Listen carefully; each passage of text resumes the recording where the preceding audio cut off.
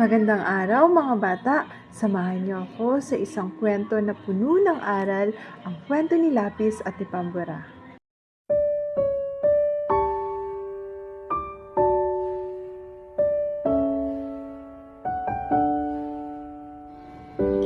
May dalawang magkaibigan, si Lapis at si Pambura.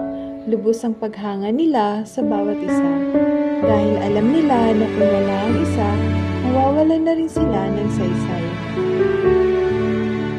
Habang si Lapis ay gumugulit, nawalan siya ng balanse at siya ay nagkamali. Malungkot si Lapis dahil alam niya na ang kanyang kaibigan na si Pambura ang mahihirapan sa tuwing siya ay nagkakamali. Patawarin mo ako, Pambura. Para saan, mahal kong kaibigan? Patawarin mo ako kung nasasaktan ka ng dahil sa akin. Sa tuwing ako'y nagkakamali, lagi kang nandyan para burahin iyon.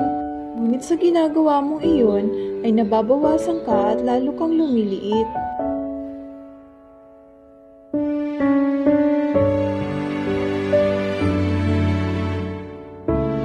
Huwag kang malungkot, kaibigan, wika ni Pambura. Dahil nilikha ako para tulungan ka sa tuwing ikaw ay nagkakamali. Masaya ako dahil nagampanan ko ang aking trabaho. Kaya huwag ka nang mag-alala dahil ayaw kong nakikita na nalulungkot ka.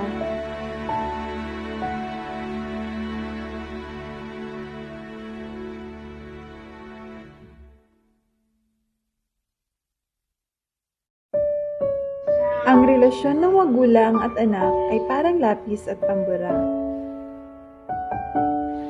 Ang mga magulang ay Pambura habang ang mga anak naman ay ang Lapis. Naroon lagi ang mga magulang para itama ang pagkakamali ng kanilang mga anak. Habang ginagawa nila ang kanilang responsibilidad, nakakaranas sila ng mga hirap at pasakit.